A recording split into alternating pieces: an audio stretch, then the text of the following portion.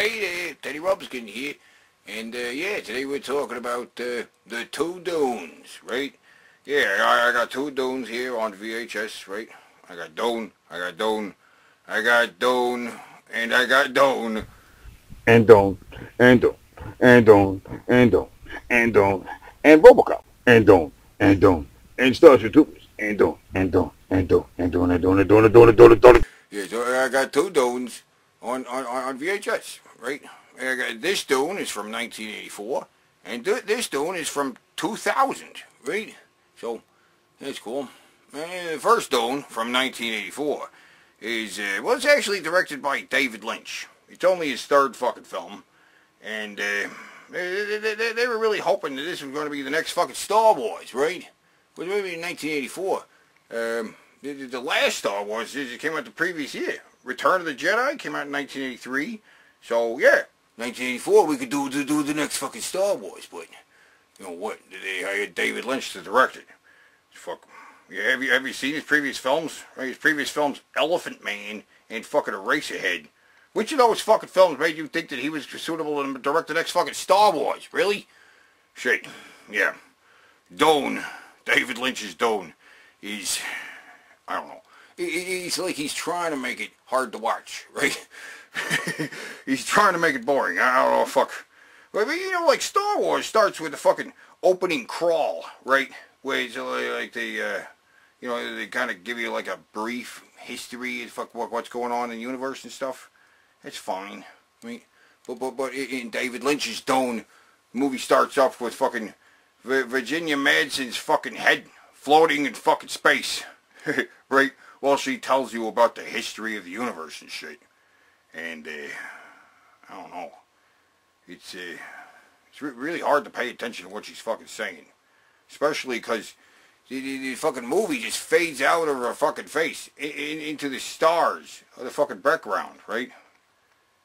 And it just fucking gradually fades back into her as she's talking. Like the fucking even movie is phasing out, right? Very hard to pay attention to what the fuck this bitch is fucking saying, man. Stop fading in and out of her fucking face. What the fuck? The Spacing Guild and its navigators, who the spice has mutated over 4,000 years, use the orange spice gas.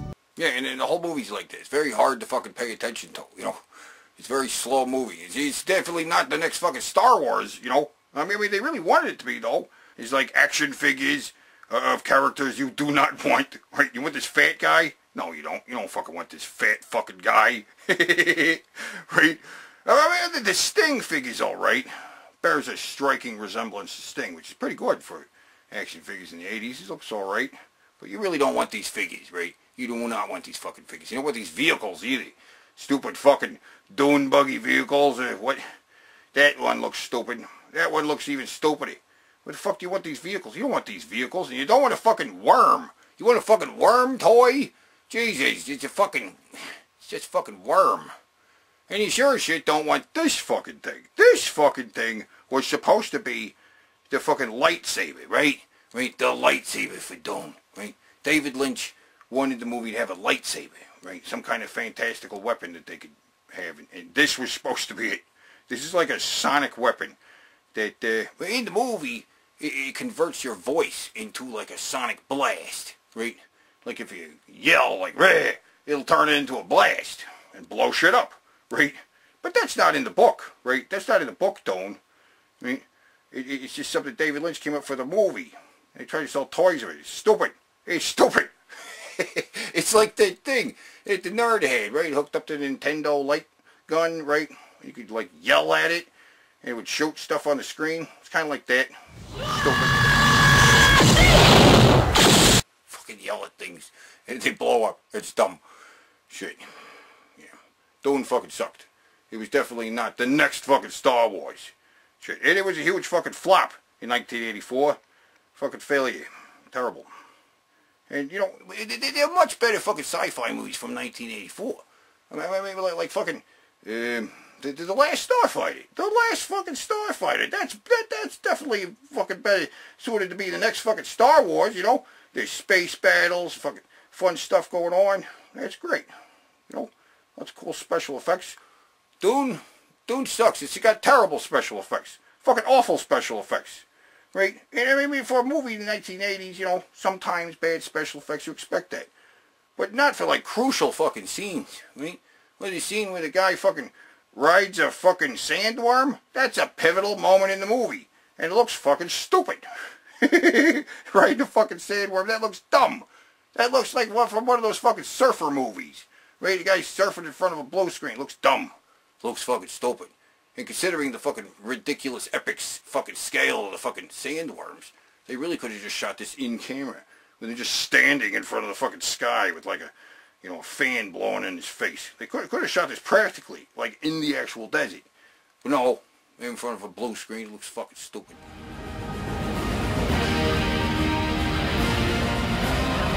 But in fact, Dune is like, it's not even like the fucking best sci-fi book turned into a movie, you know?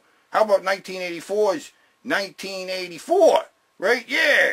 The fucking movie adaptation of fucking George Orwell novel, 1984, that was produced in 1984, is actually the fucking very best adaptation of 1984. It's fucking great.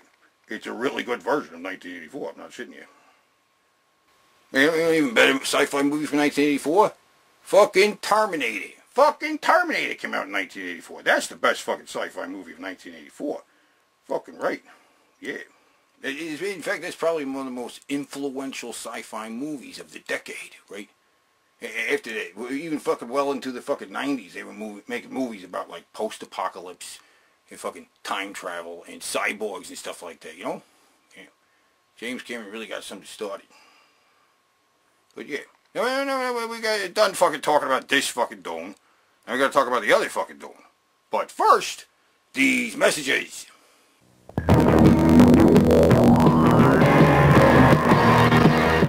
Imagine a time when you'll control your world with the sound of your voice. TV. All you do is say it. Video game. And it happens. Laser scope. Introducing Laser Scope from Konami for NES Zapper games. Just scope your target, then give the command. With the power in your voice and a fire in your eye, you can live the future of video adventures. Start living it now with Laser Scope from Konami. More power than you ever imagined.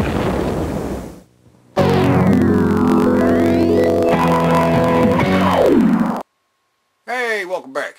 Yeah, so we're done talking about this shitty Dune. Now we're going to talk about this Dune. The Dune released in 2000. Frank Herbert's Dune. Which is actually, well, it was released on the Sci-Fi Channel as a mini-series, man. Yeah, it's a big deal fucking mini-series.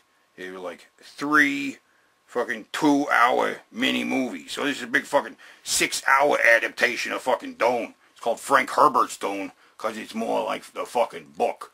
The big, massive fucking... It's a huge fucking book, so, you know, breaking it up into fucking 3 2-hour movies makes a lot more sense, right? And I remember watching this back in the day, because it was some big deal shit, right? And it was pretty cool, you know? I actually found it very engaging. I actually understood Dune better than I did fucking watching the other fucking version of Dune that fucking was putting me to sleep. This one was action-packed and exciting. Yeah, it was great. You know, the special effects were actually pretty good, considering it was fucking made for a cable miniseries, right? It's pretty good for 2000, you know? You know, CGI and stuff like that. It could have been better, but, you know, there were limitations on the budget and, you know, the scale of things. But it still looks fucking great. And the acting is pretty good, too, you know? In fact, I like these actors more than the original Dune, because, I mean, in the other Dune, they had this guy in a fat suit, right? I mean, he's a fat guy, but he's also wearing a fat suit. You know, in the Sci-Fi Channel, Dune, they got a legitimately fat, disgusting guy. Like, he's actually fat and disgusting. That's great. You know what I mean? Yeah. And the costumes are more colorful and stuff like that. It's crazy. You know, it's actually a much better version of Dune, right? And it was very well received.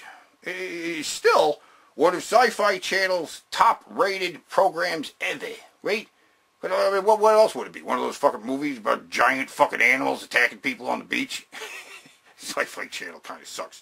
But the Sci-Fi Channel Dune miniseries is surprisingly good. Why is it so good? Well, it was actually produced by the guy who produced Dawn of the Dead. Yeah! This this guy who actually produced Dawn of the Dead with George Romero and actually produced Knight Rider. Oh, not that Knight Rider. This Knight Rider, which is actually Ed Harris as a knight on a motorcycle. I'm not shitting you. This is a movie called Knight Rider about Ed Harris as a knight riding a motorcycle, which is pretty crazy. George Romero made a movie, right? About knights on motorcycles. Right? We should talk about that sometime. It's kind of crazy, but yeah. Anyway, yeah, he produced fucking this, and he did some fucking Stephen King shit. He did fucking Pet Sematary. Yeah, produced Pet Sematary. And he produced the fucking Stephen King Stand for television, which I never saw that, but, you know, that was a fucking mini-series, and let him to fucking do the Dune mini-series for the Sci-Fi Channel, and the production design is pretty great. You know, the sets look pretty good.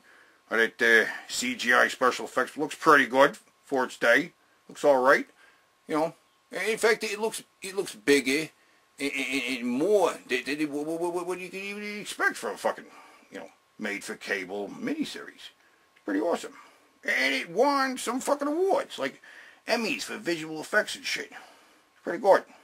It's actually a better Dune than this Dune. This Dune is better than that Dune. And Dune, and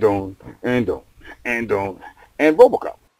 It is. It's a better version of Dune, right? Just is. You know, and I think it is great, actually. Actually, this version of Dune that I got on VHS is a version of Dune that came out late, right? This is actually the 6-hour version of Dune has been cut down to like 4.5 hours. But that's kind of how it breaks down if you take out all the commercials, right? If you take like a 60-minute program, it's usually 45 minutes without the commercials. So that breaks down about right. That a 6-hour miniseries breaks down to about 4.5 hours without all the commercials. But yeah, this is a 4.5-hour version of Dune, which is already pretty goddamn fucking long, right? So all the fucking 3 2-hour fucking movies have been edited together into one 4.5-hour movie, which I watched, and it's a little harder to watch as one 4.5-hour movie versus 3 2-hour movies. You know what I mean? I kind of liked watching it that way. It was a little easier to digest in bite-sized pieces. You know what I'm saying? And you know, they're making a new version of Dune. A new fucking version of Dune is coming out this year. And that version is going to be broken up into 2 parts, right? The first part's coming out next year. It's like Dune Part 1. Then I guess next year, we're going to get Dune Part 2, or whatever. Right? But you got to break it up. You got to break it up. You know, maybe not into 3 parts, but 2 parts at least, right? And the movie's actually being directed by Denis Villeneuve, which, it's how you pronounce it, right? It's not Denis Villeneuve. It's Denis Villeneuve, right? He actually directed Arrival, which was pretty damn good, and Blade Runner 2049, which is visually interesting. You know, the visuals were cool. Yeah, so it's very possible that this new version of Dune could be the best version of Dune yet. Yeah, because I mean, Dennis, he wanted to fucking make Dune. In fact, he fucking fought to fucking make Dune. He was like, I want to make Dune, and I'm gonna make fucking Dune. And he did. And we're getting it this fucking year. It could possibly be the best version of Dune yet. Yeah. So, I'm looking forward to it. But yeah. But then the next time, we're going to talk some more about Dune. Actually, there's 2 Dune games on the Sega Genesis that we got to fucking talk about. Yeah. So we're going to talk about that next time. Until fucking then, keep it fucking real.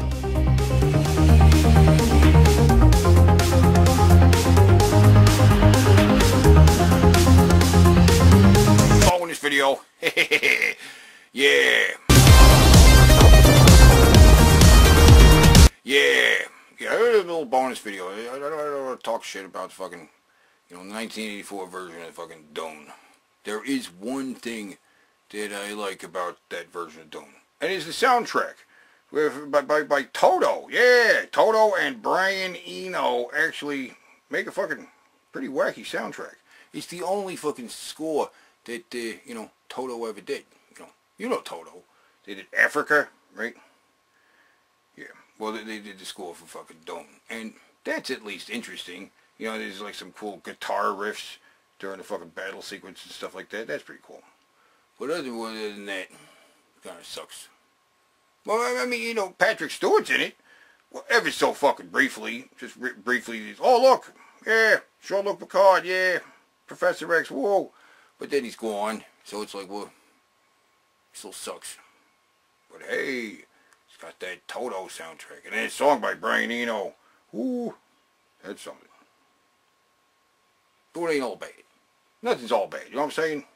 It's never all bad. You know what I'm saying? There's always some kind of crumb of fucking chocolate chip in the fucking shit. You know what I mean?